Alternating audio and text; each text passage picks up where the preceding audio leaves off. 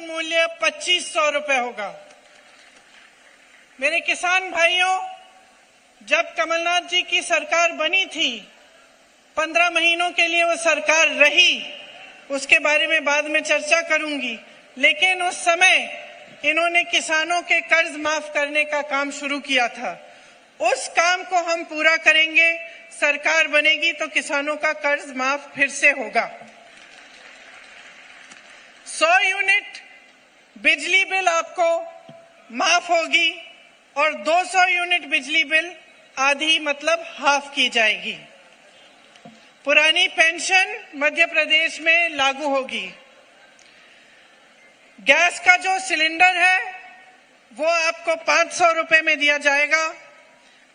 5 horse power की सिंचाई की बिजली आपको मुफ्त मिलेगी। ओबीसी वर्ग के लिए 27% आरक्षण किया जाएगा। प्रदेश में जाति जनगणना कराएंगे।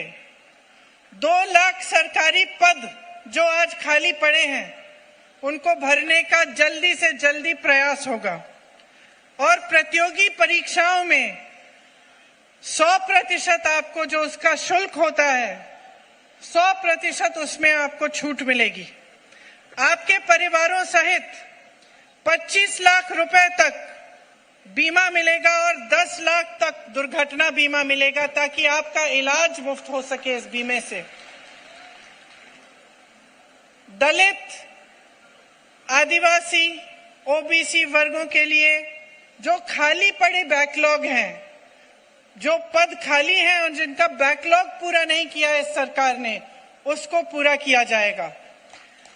पढ़ो और पढ़ाओ योजना हम कराएंगे। उसमें मध्य प्रदेश के बच्चों को कक्षा 1 से कक्षा 12 तक निःशुल्क शिक्षा मिलेगी, लेकिन 1 से 8वीं कक्षा तक 500 रुपए दिए जाएंगे हर बच्चे को और 9 से 10वीं कक्षा तक 1000 रुपए दिए जाएंगे हर बच्चे को और 11वीं से 12वीं तक 1500 रुपए दिए जाएंगे प्रति माह, और ताकि उनको और सुविधा हो और जो पढ़ाई के लिए उनको खरीदना पड़े, जो सब छोटी मोटी चीजें हैं वो कर पाए।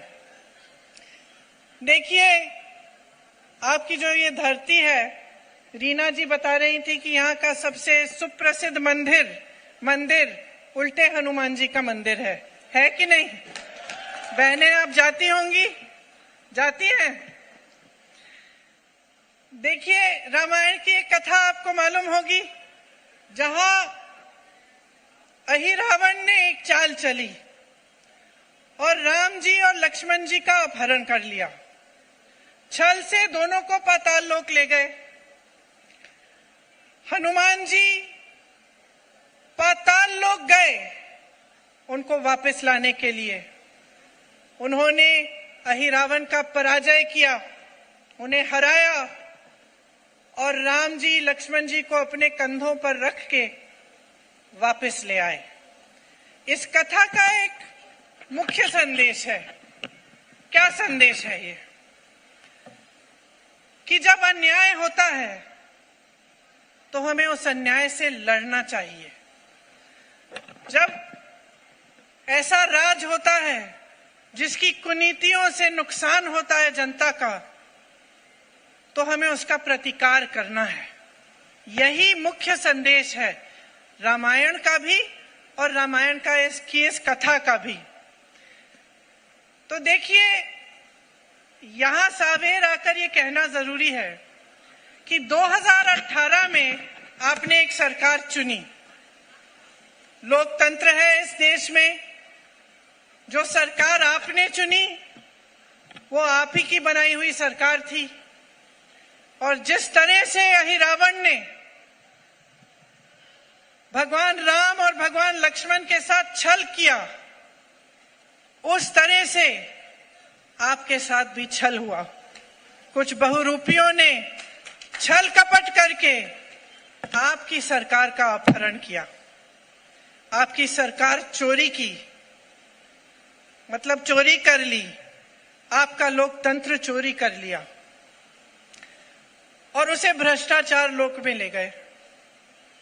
अब उसे वापस कौन लाएगा? अगर आप हनुमान नहीं बनेंगे आज के दिन में, तो यहां से जो छल शुरू हुई, आपकी धरती से जो छल शुरू हुई, जिसकी वजह से आप 3.5 साल और एक ऐसी सरकार को भुगत रहे हैं जिसे आपने चुना ही नहीं, जो खरीद फरोख्त से बनी है, रिश्वतखोरी से बनी। अगर आप इस स्थिति को ठीक नहीं करेंगे तो कौन करेगा? आज इस मौके पर अगर आप हनुमान जी की तरह खड़े नहीं हो जाएंगे और आप अपने लिए ये लड़ाई नहीं लड़ेंगे तो कौन लड़ेगा? देखिए, ये जो असूल, जो परंपराएं रामायण के समय से हमारे देश में चल रही हैं, उनको आप सब अच्छी तरह से समझते हैं।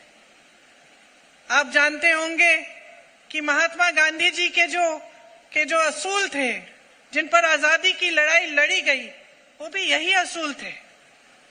जब महात्मा गांधी जी को गोली लगी और वो जमीन पे गिर गए, तो उनके मुंह से क्या लफ्ज निकले? हे राम, हे राम, हे राम। क्योंकि महात्मा गांधी जी उन्हीं असूलों पर जिए जिन पर श्री राम जी जिए थे। अब आप सोचिए, भगवान राम के पिताजी ने उनका वनवास कराया, ठीक है, वो वनवास में चले गए, वनवास में चले गए, लेकिन उनके प्रति जो जनता के दिल में श्रद्धा थी वो कम हुई? बताइए, कम हुई कि और भी बढ़ गई? और भी बढ़ी ना।